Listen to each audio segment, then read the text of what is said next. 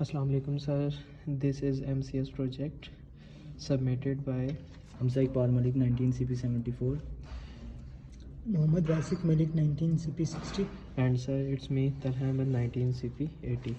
Sir basically ये हमारा line following robot है विद आर्डिनो माइक्रो कंट्रोलर। इसमें सर हमने प्रोजेक्ट में बेसिकली वर्किंग यूज़ ये किए हैं कंपोनेंट्स है। इसमें हमने main component IR sensor use किए हैं, 2 IR सेंसर्स हैं सर। माइक्रो कंट्रोलर हमने यूज़ किया हुआ है आर्डिनो, और सर इसके बाद हमने DC मोटर्स है जो 12 वोल्ट की ये नीचे यूज़ की हुई हैं। फिर उसके साथ हमारे पास जो से मोटर ड्राइवन एक IC है जो सी L298 है।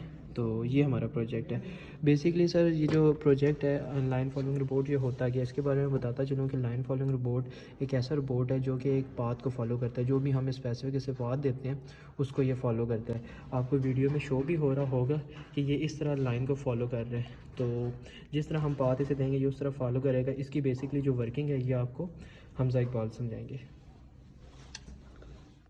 Sir basically line following robot जो है ना वो लाइट के फिनोमेना पे भी बेस करते हैं। बेसिकली हम जानते हैं कि वाइट कलर जो होता है वो तमाम की तमाम लाइट को रिफ्लेक्ट कर देता है, जबकि ब्लैक कलर जो है वो एब्जॉर्ब कर देता है। अब हमने IR सेंसर्स यूज़ किए हैं 2। इसके बेसिकली 2 पार्ट्स हैं, एक है IR ट्रांसमीटर और IR रिसीवर। ट्रांसमीटर क्या करता है, इंफ्रारेड रेज को ट्रांसमिट करता है। जब ये रेज वाइट सरफेस पर पड़ती है ना तो वाइट सरफेस सारी की सारी रेज को रिफ्लेक्ट कर देता है, और ट्रांसमीटर इसको रिसीवर जो है इसको रिसीव करके ना वोल्टेज चेंजेस जनरेट करता है जो कि आउटपुट की पिन के ज़रिए से आर्डिनो को ऐसे इनपुट जा रहे हैं। जबकि ब्लैक सरफेस पे ये होता है कि जब रेज इंफ्रारेड रेज गिरती हैं सारी की सारी एब्जॉर्ब हो जाती हैं, तो सेंसर को इनपुट में कुछ नहीं मिल रहा होता है। इस वजह से वो ब्लैक सरफेस लाइन को डिटेक्ट कर लेता है। यही फिनोमेना हम यूज़ कर रहे हैं। इसके बाद नेक्स्ट जो कंपोनेंट है वो हमारे पास आर्डिनो यूनो है। जैसा कि सबको पता है कि आर्डिनो यूनो के अंदर हम अपनी कोडिंग वगैरह करते हैं। तो ये कोडिंग बेसिकली बैक एंड पे होती है जिसके थ्रू हमें जो फिज़िकली तौर पे मोटर की मूवमेंट नज़र आ रही होती है। हमने बैक एंड पे कोडिंग की होती है और कोडिंग जो से IR सेंस करके इस तरह मोटर को मूव कराता है अपनी पोजीशन की तरह, जिस तरह हमने कोडिंग इसमें की होती है। सर इसके बाद नेक्स्ट जो है हमारे पास कंपोनेंट है ये L298 IC हमारे पास मोटर ड्राइवन इसको IC कहते हैं। ये मोटर को रन करने के लिए यूज़ होती है, और ये DC जो मोटर है उसको करंट ज़्यादा चाहिए होता है जो कि आर्डिनो प्रोवाइड नहीं कर सकता। तो इसका एडवांटेज सबसे बड़ा ये होता है कि ये एज ब्रिज का एक हम सेपरेट ना पावर सप्लाई भी इसको फराहम कर सकते हैं मोटर्स को। मतलब ये नहीं कि हम इसको सेपरेटली मोटर्स को हम पावर भी दे सकते हैं सिर्फ इस IC के थ्रू। ये हमारा एक फ़्लो चार्ट है जो हमने बनाया हुआ है, ठीक है। इसका बेसिकली फ़्लो चार्ट में ये डिस्क्राइब किया कि सबसे पहले हम इसे स्टार्ट पे रहेंगे।